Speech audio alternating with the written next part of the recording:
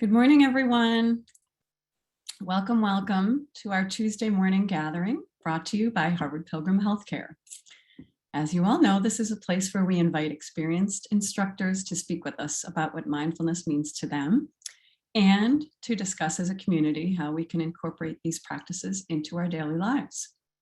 I'm Suzanne Rowe Palacino, and I'm very, very happy to be here this morning with Kell Julliard, mindfulness teacher and for Harvard Pilgrim, as well as longtime meditator. Good morning, Kell.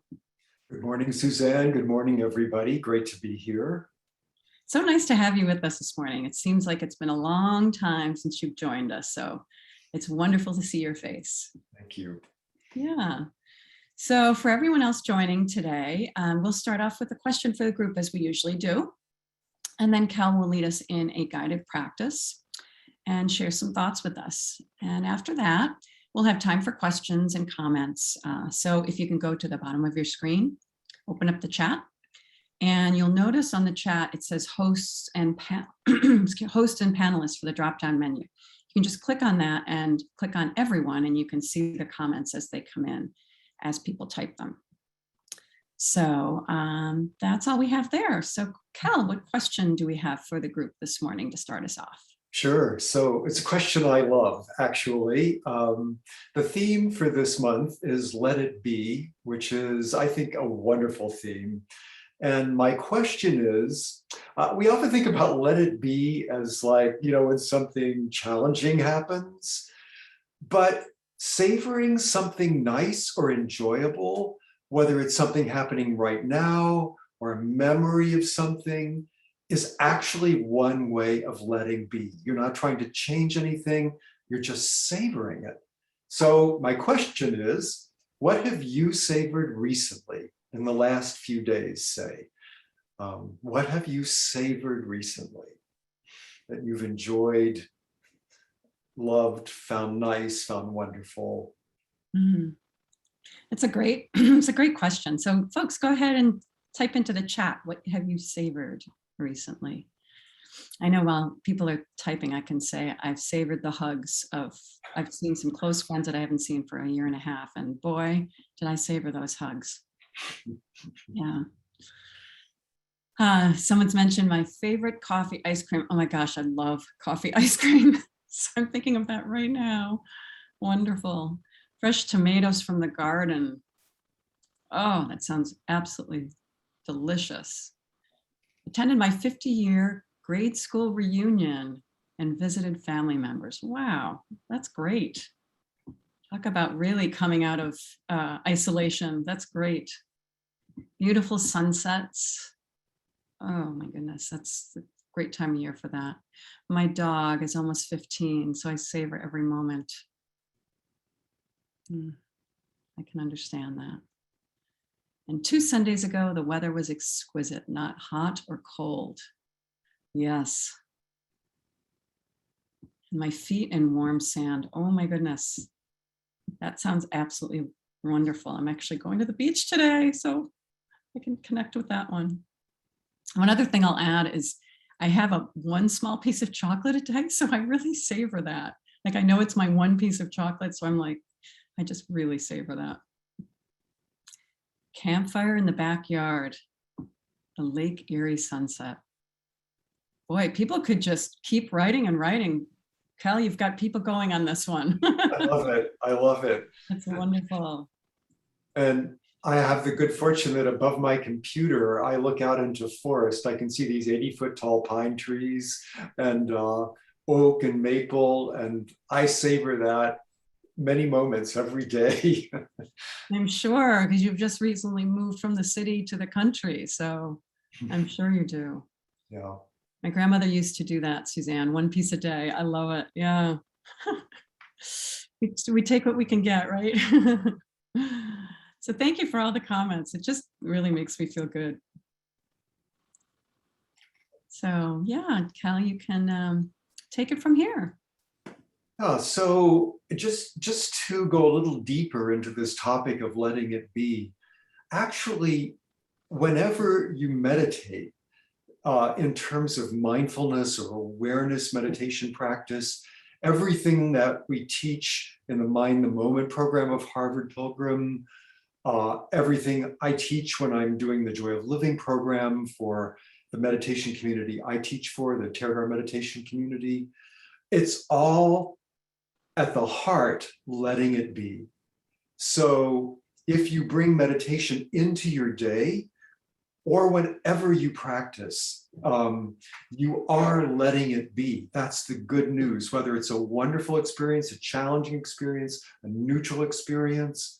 If you're meditating with the breath, sound, just noticing that you're aware, being present, body scan, the rain practice with emotions, all of those are about letting it be. Tara Healy defines mindfulness as a mind that is awake and aware and knows it. And it's that knowing quality of the mind that is the letting it be, because there's always this little space. We're always bigger than our experience. And that space of knowing is a space actually that's inherently peaceful and inherently allowing of what is. If you think of the rain practice where you recognize, the R is for recognizing an emotion. Well, the A is for accept. You're having the emotion. You can't really make it go away. That is letting it be. So, and you can do this short times, many times throughout the day, so that ease and peacefulness and sense of being with our experience can be with you no matter what's happening in your inner or outer world. So for our meditation today, we're going to actually kind of do a tour of awareness from open awareness, the spacious open presence practice, to focused attention, and with a noticing of the letting it be component of that. So that's kind of the theme of what we'll be doing for the next 10 minutes or so. So anything else you want to add, Suzanne, before we do that? No, you reminded me, your discussion of letting it be was of a teacher of mine from UCLA, Marv Belzer. He used to say, in our meditation, even one quiet moment is not a small thing. Because many times we have a time when we meditate where there's not a lot of quiet moments, and we need to, just connect with that one quiet moment is not a small thing. That's so true. And even if you don't have a quiet moment, Mingyur Rinpoche talks about 0% meditation. Just the intention is powerful and is enough. So even if you don't have that one quiet moment, which is so special, you're still really, way above the line. Right. You're spending that amount of time just doing nothing else. So yeah. Not a lot of people do that, except those that meditate. So there's a lot to be said. Yeah. Agreed.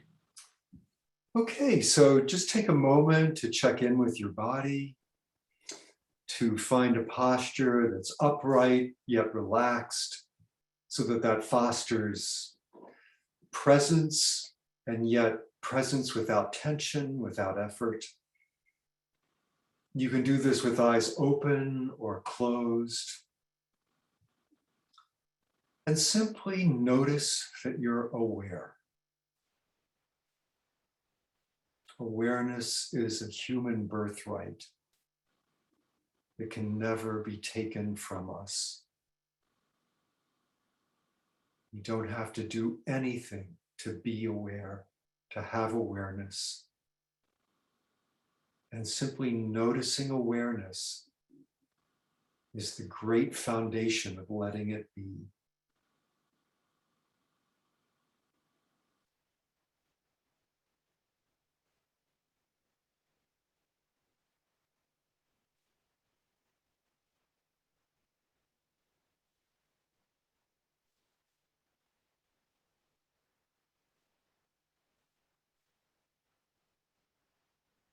So simply know that you're present, alive in this moment.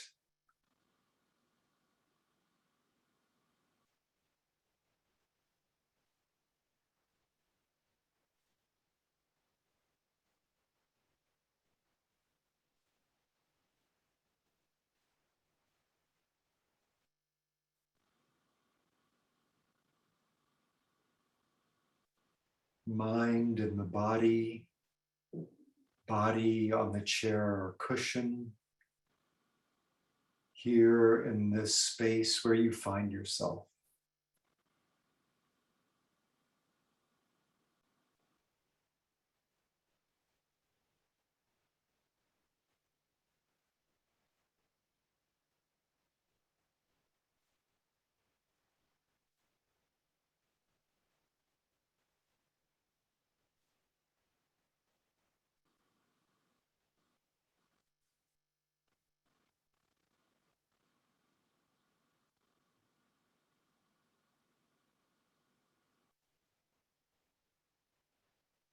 Thoughts, feelings, sensations of any kind might come and go in this space of awareness. And as long as we know that they're present when they're here, we're still meditating. We're still recognizing the knowing quality of our minds.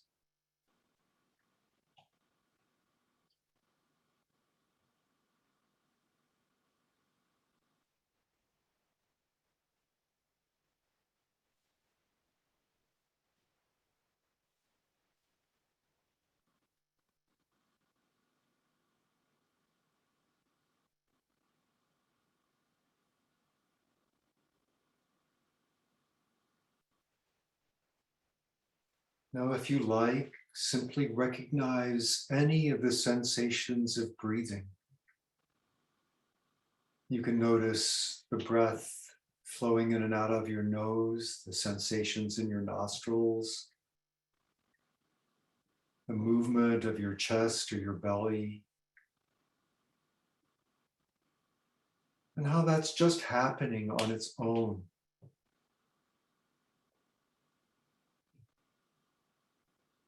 We're letting it be.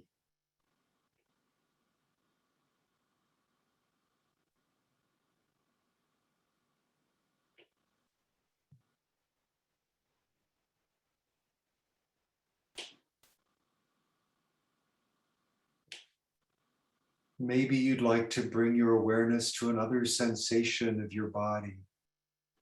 Noticing the feeling of your feet can be very grounding. Again, those sensations are just there. We're letting it be.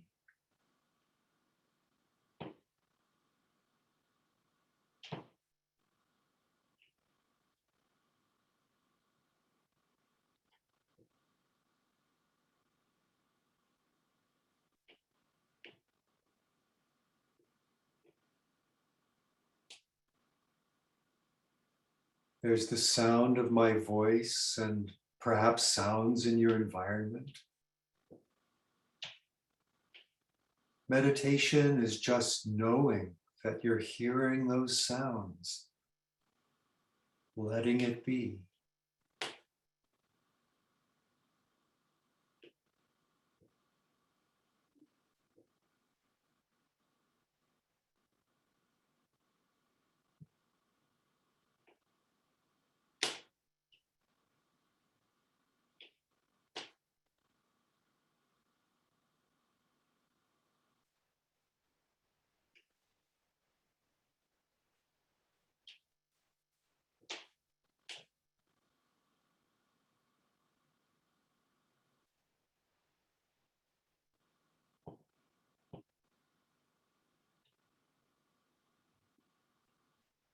Whether your eyes are open or closed, you can bring awareness to the field of vision.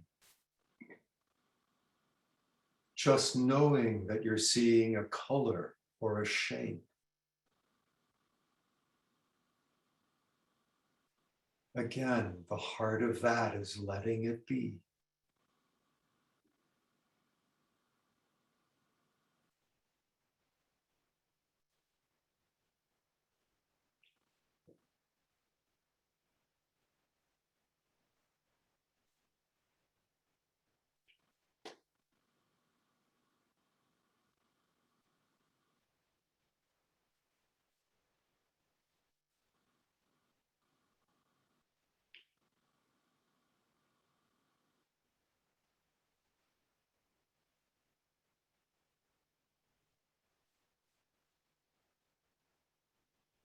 You can check in with your body to see if any emotions, moods, or feelings are present.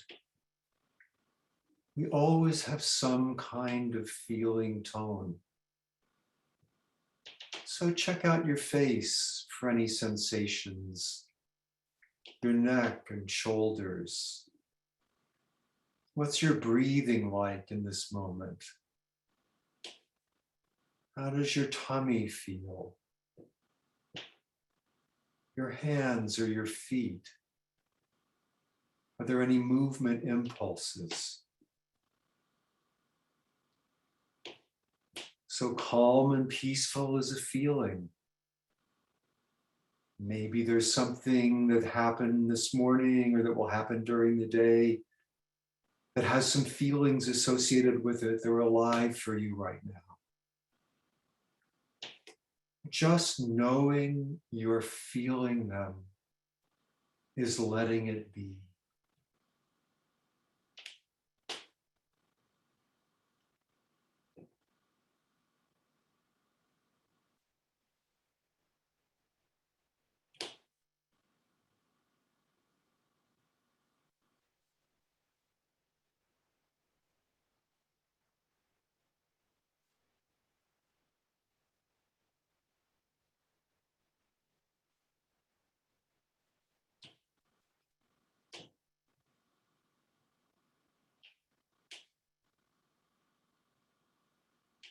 And finally, just notice that what brought us all here today is a wish to be a bit happier, to be free from suffering, whether that's little discomfort or big stuff. And those wishes are themselves loving kindness and compassion. So loving kindness and compassion is just with us. We don't have to create it. It's actually there all the time. And we can just let it be.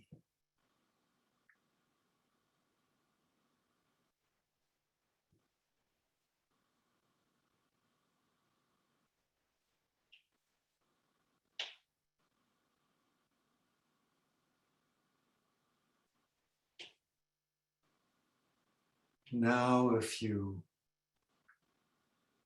find any tension present or any effort, to whatever extent you can, just let that go, let the mind rest.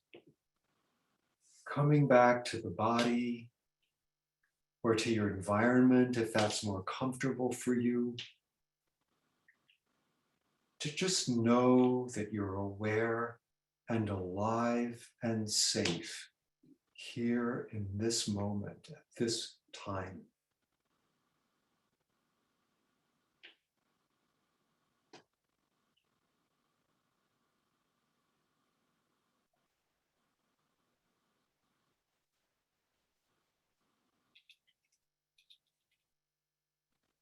Okay, that concludes our practice. If your eyes are closed, you can let them gently open and come back to our togetherness.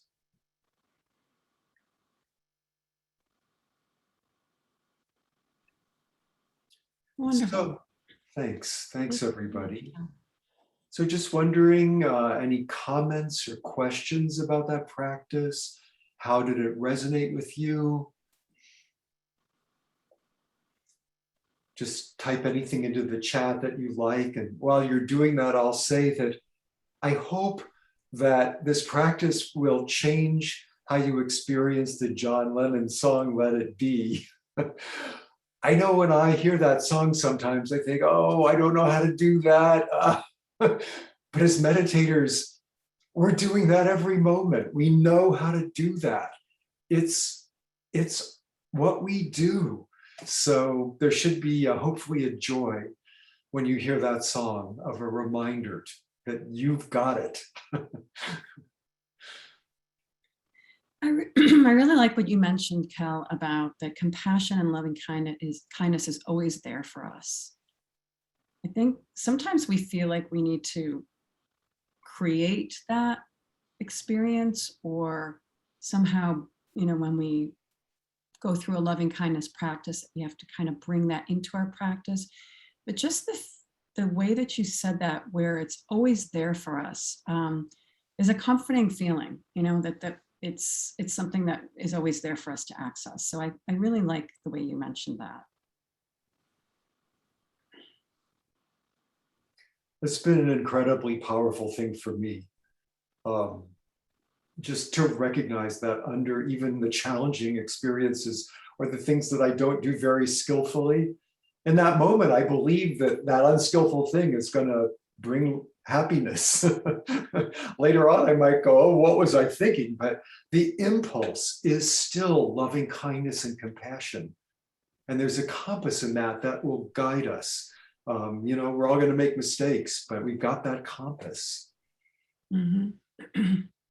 It's always a good reminder for us that we need to treat ourselves like we would a cherished friend when they're going through a hard time. Many times we're like, why can't I get that out of my head? Or why am I always going back to that negative thought? And it's like, you know what?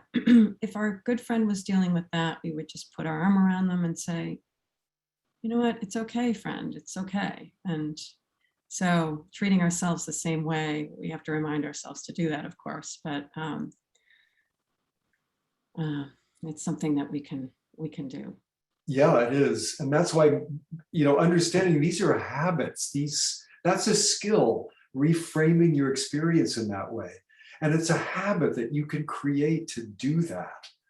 And in a way, every time you start to beat up on yourself, it's an opportunity to create that habit. So yeah, I see in the chat, letting it be involves releasing. That can be difficult. So when we're not releasing, if we just recognize that and know we're doing that, we're surrounding the not releasing with awareness. And that brings a dimension of letting it be. So I agree, this is a long journey to really do it skillfully. But even not releasing, if you just recognize what you're doing and surround it with a little bit of meditative awareness, there is letting be present then in that moment. So thanks, Keith, for bringing that up. It's so important. Yeah, and I love the thought of releasing, because when you mentioned at the end of the practice that just let your body release and let are there places in your body that you feel tension?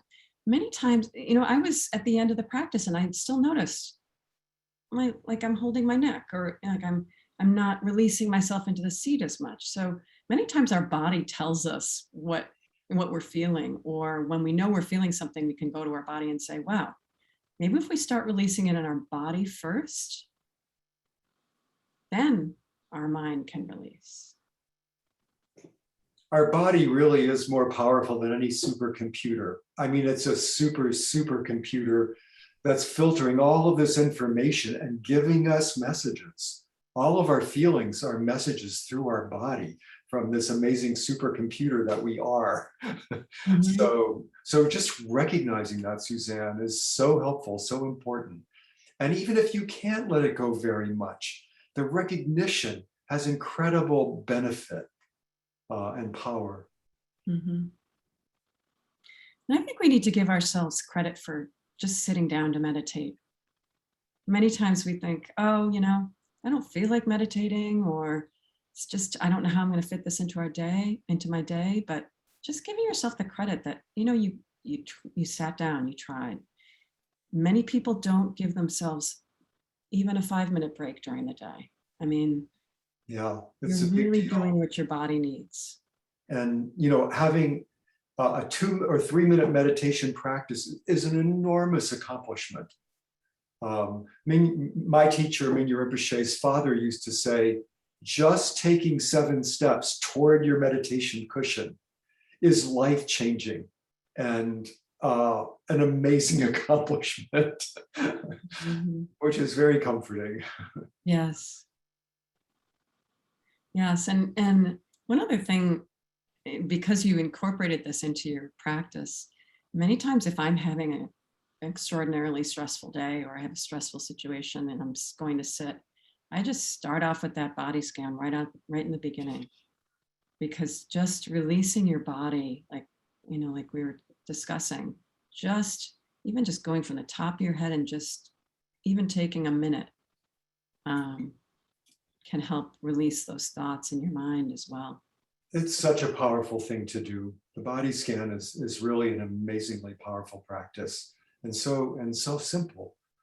Um, I'd like to make a suggestion for those of us in attendance or listening to this on a recording, to say, so to encourage you to bring this into your life, to just short times, many times, moments throughout the day, where you simply know that you're experiencing an emotion or seeing a color, savoring something, to just bring that meditative awareness into your life, whether it's walking to the restroom on a break at work, or even driving somewhere. You can recognize I'm driving, I'm looking out at the world and the other cars. You can bring that moment of meditative awareness, which is inherently letting it be. So I just would love to encourage you to do that, especially in the moments where you're savoring something good. That's a wonderful way to begin our day, Cal. So we're so grateful for your practice and for your discussion. We're very, very happy to have you here today. So thank you for joining us. You're welcome. And I am so grateful always for the opportunity to be with you, Suzanne, and the Harvard Pilgrim community, and to have the honor to be invited to do this. So thank you. Yeah, it's a gift to us. So we're grateful.